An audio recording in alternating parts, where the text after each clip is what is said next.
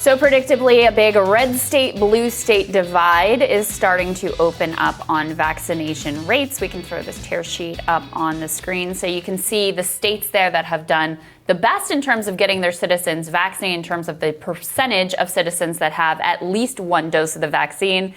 Every one of the top 10 of the states voted for Joe Biden, save for South Dakota.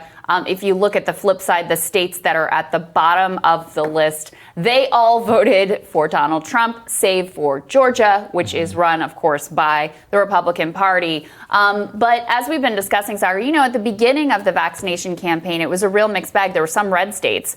Texas was doing great on vaccination rates. West Virginia famously really came out of the gates fast. But I think now what you're running into is those are states with populations that tend to be more hesitant. Yeah. So it's not necessarily that the government in those states is doing less of an effective job in making the vaccines available. You just have a larger population of citizens that are reticent to ultimately get the vaccine.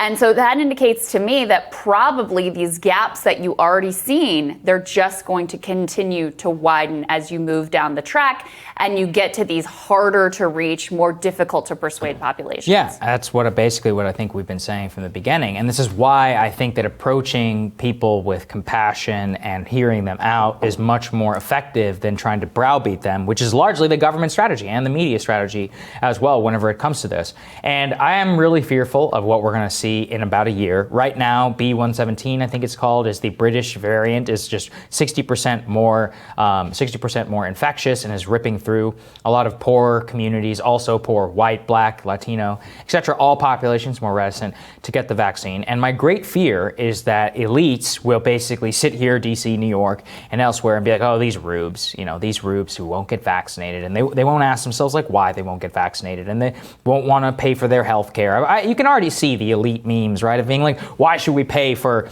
people who refuse to get vaccinated, and why should we appropriate X amount of dollars and more? It's a much bigger societal problem. And if we actually made public campaigns designed to speak for these people, which we're not, you pointed to the fact that the most single effective way in order to get Republican men in particular, who are the 60% likely young not to get the vaccine, what is it? You don't have to wear your mask anymore. Imagine if that's what public messaging was, but it's not. And yet, and again, you could say, oh, but it might only work for 10% of them. That's millions of people. That's a lot of people. Millions and millions and millions of people. Remember scale and the way that herd immunity and all of that actually works. So we're getting on the other side of this, and I'm afraid because it'll just turn into a culture war issue like everything else. And then that's just how you're worse off. The two most effective interventions in order to get people who are vaccine hesitant to go ahead and move forward with the vaccine, number one is offering them cash. Yep. That's what West Virginia did. Hey, that's right. $100. Get $100. I think it's like a voucher for something or another. But savings bond. Yeah. Savings bond, yeah. But that's one thing that is effective.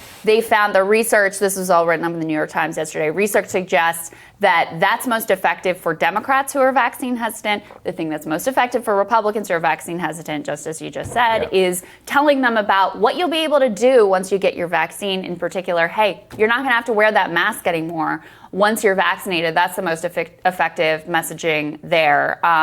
There's an interesting regional divide as well. I'm looking at Kaiser Family Foundation. They have all the states sort of plotted out as to where they are in terms of vaccines, and they have it broken down by region.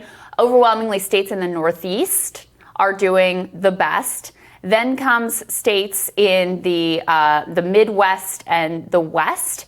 And then the states, by and large, that are doing the worst. And again, this isn't necessarily about their governments being less effective. I think it's more about the hesitancy within the populations, tend to be in the South. So states like Mississippi, states like Louisiana, states now like Oklahoma and West Virginia are falling behind in terms of their rate of vaccination. And I think a lot of these dynamics are why. So again, this is kind of predictable, but it's disturbing to see nonetheless. I guess on the positive side, we have seen as people have gotten the vaccine and people start to know, like friends and family members who have got it and they've been fine and they had, some symptoms, but they recovered from it and it was no big deal. That has reduced vaccine hesitancy overall. So that's a good indication, but this is still a troubling sign. Yeah, it certainly is.